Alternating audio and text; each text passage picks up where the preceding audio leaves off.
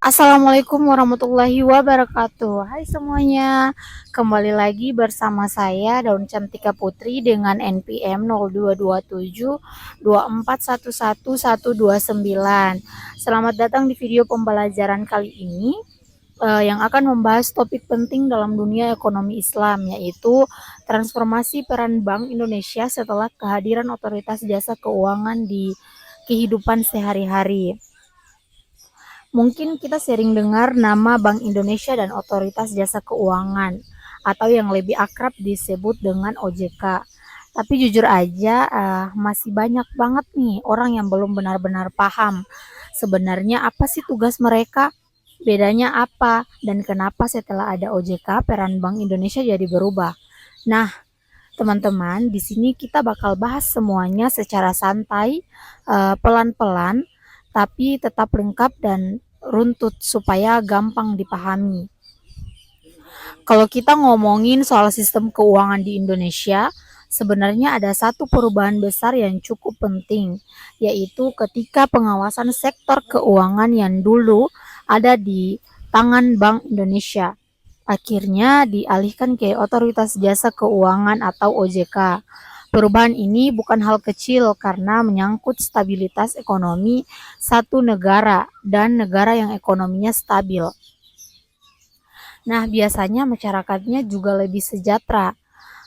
Makanya perubahan peran Bank Indonesia setelah hadirnya OJK ini disebut sebagai sebuah transformasi penting yang bertujuan untuk menjaga stabilitas ekonomi Indonesia agar tetap kuat dan terkendali.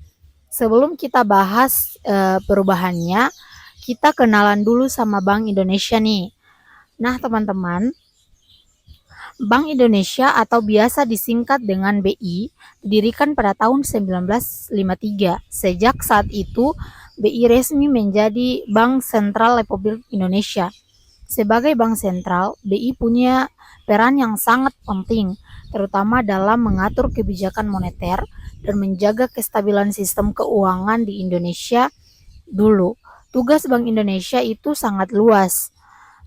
BI bukan cuma mengatur soal peredaran uang dan suku bunga, tapi juga mengawasi bank-bank yang ada di Indonesia. Jadi kalau ada bank yang bermasalah yang turun tangan langsung, biasanya adalah Bank Indonesia.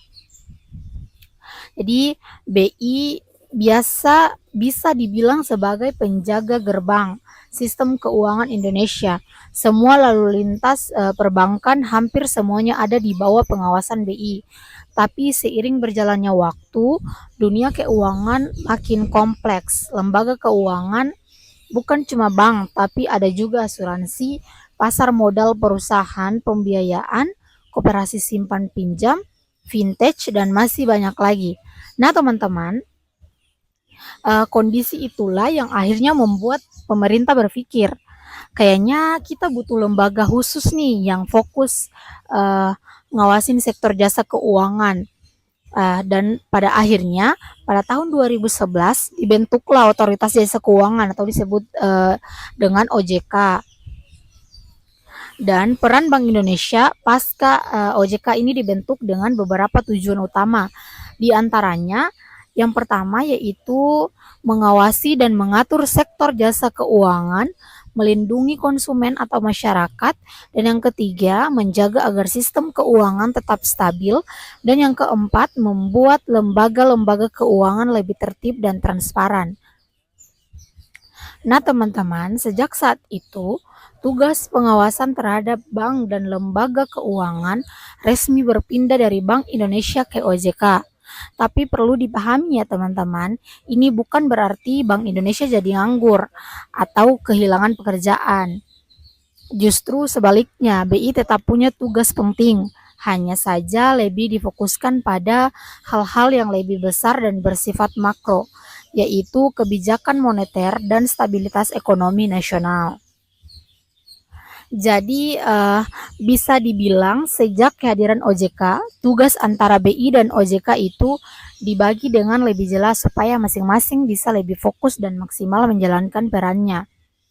Nah, teman-teman, setelah OJK berdiri, BI tidak lagi terlibat langsung dalam pengawasan satu persatu bank atau lembaga keuangan.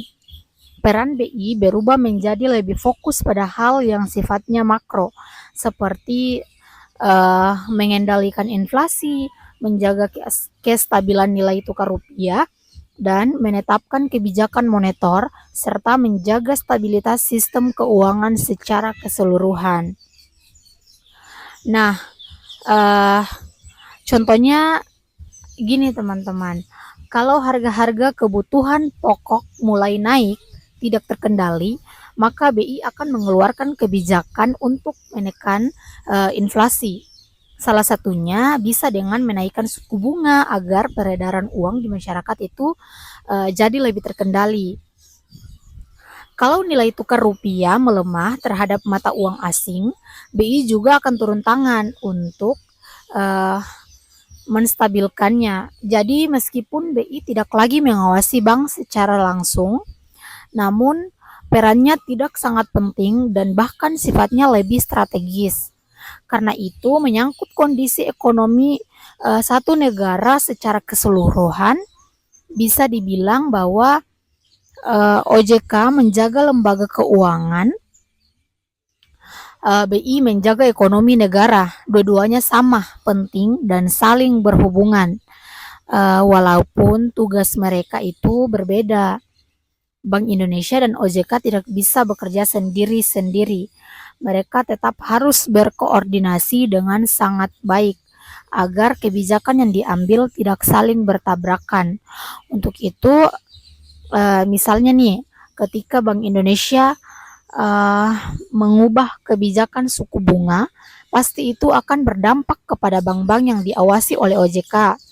Kalau tidak ada koordinasi, bisa terjadi kesalahan kebijakan dan justru merugikan masyarakat. Karena itu, kerjasama antara BI dan OJK menjadi hal yang sangat penting dalam menjaga kesehatan sistem keuangan di Indonesia. Kemudian, koordinasi ini bisa berupa pertukaran data, rapat bersama, penyusunan kebijakan yang saling mendukung, dan juga penanganan kasus lembaga keuangan bermasalah. Tujuannya cuma satu, yaitu agar sistem keuangan tetap stabil dan masyarakat tetap terlindungi.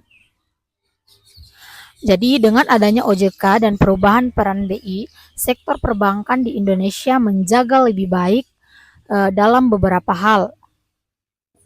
Yang pertama yaitu lebih transparan, yang kedua lebih tertib, lebih akuntabel, lebih terpercaya di mata masyarakat. Kemudian selanjutnya yaitu sekarang nih bank-bank lebih patuh pada aturan, lebih jelasnya dalam melaporkan keuangannya, dan lebih berhati-hati dalam mengelola dana masyarakat. Buat kita sebagai masyarakat, ini tentu dampak yang positif. Kita jadi lebih aman dong menyimpan uang di bank, lebih terlindungi saat menggunakan layanan keuangan, dan lebih percaya pada sistem perbankan di Indonesia. Jadi selain itu masyarakat juga jadi lebih teredukasi dan paham mengenai produk-produk keuangan. Ini karena salah satu fokus BI juga adalah edukasi dan literasi keuangan untuk masyarakat. Bank Indonesia punya berbagai program yang bertujuan meningkatkan pengetahuan atau pemahaman masyarakat tentang menabung, investasi, kredit, dan juga produk keuangan lainnya.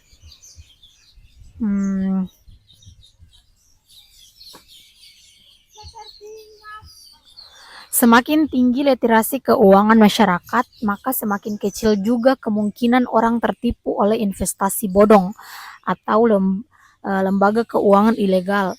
Walaupun sistem sudah lebih baik dari sebelumnya, bukan berarti BI dan OJK bebas dari tantangan.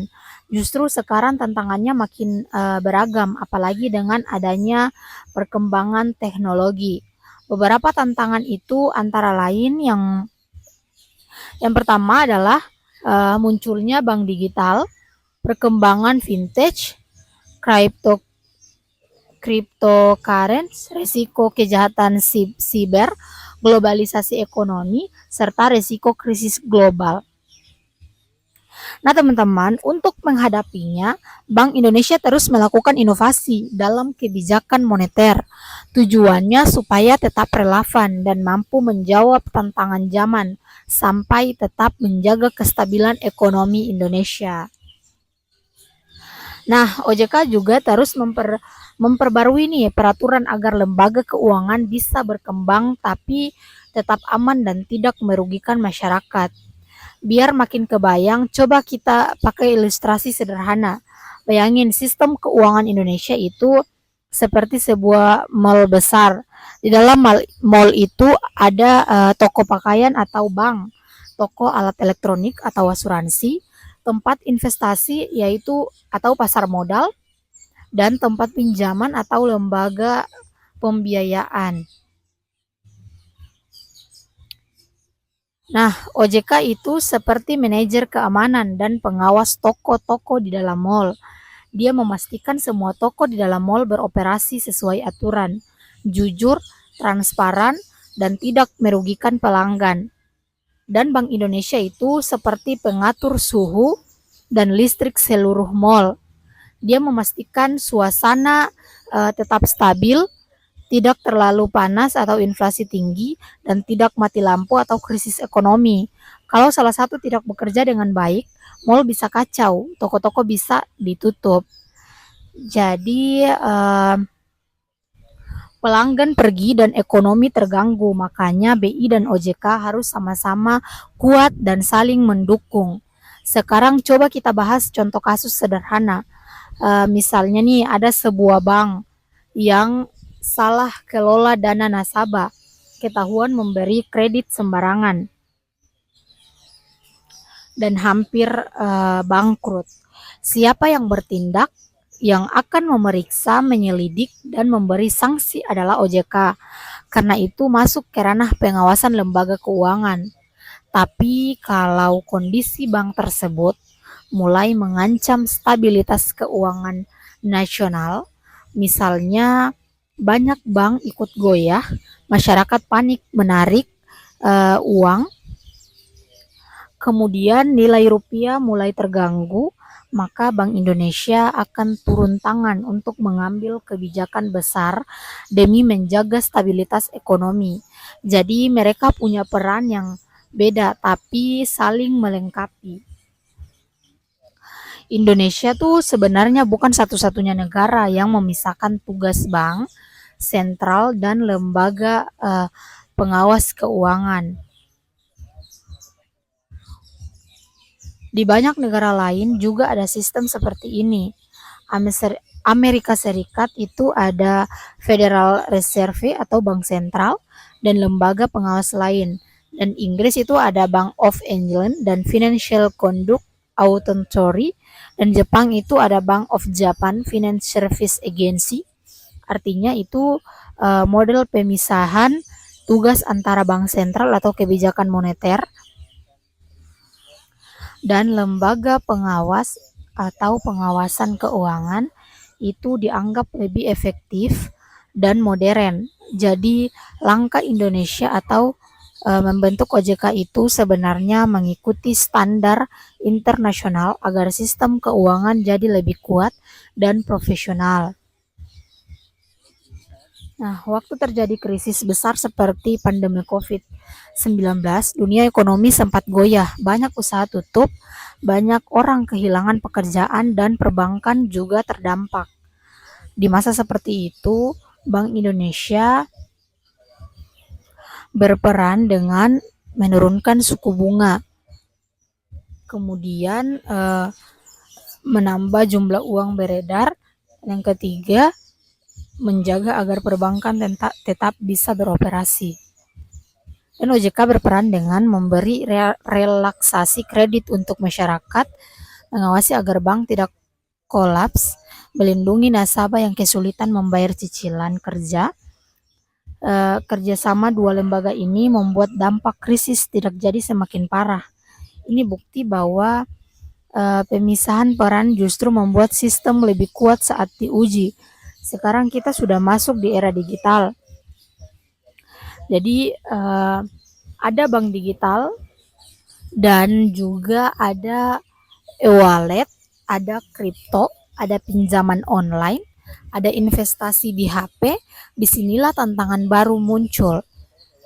BI dan OJK bukan cuma mengawasi lembaga biasa, tapi juga harus mengawasi aplikasi keuangan digital, startup vintage, sistem pembayaran online, transaksi lintas negara. Kalau tidak diatur bisa muncul penipuan online, pinjaman ilegal, investasi bodong, kebocoran data.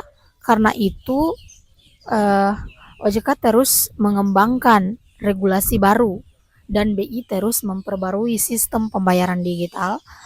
Keduanya itu aktif dan keduanya itu harus saling membantu membuat edukasi ke masyarakat, terutama generasi muda. Sekarang pertanyaannya, apa hubungan semua ini dengan kita sebagai generasi muda? Nah, teman-teman, hubungannya itu sangat besar karena kita pengguna layanan keuangan dan kita calon pelaku usaha dan kita juga calon investor. Kita calon pembuat kebijakan. Maka kita perlu nih paham perbedaan BI dan OJK. Lebih baik mengatur uang, tidak mudah percaya investasi instan, mau belajar tentang literasi keuangan. Kalau generasi muda melek keuangan, sistem ekonomi Indonesia ke depannya akan jauh lebih kuat. Nah, teman-teman,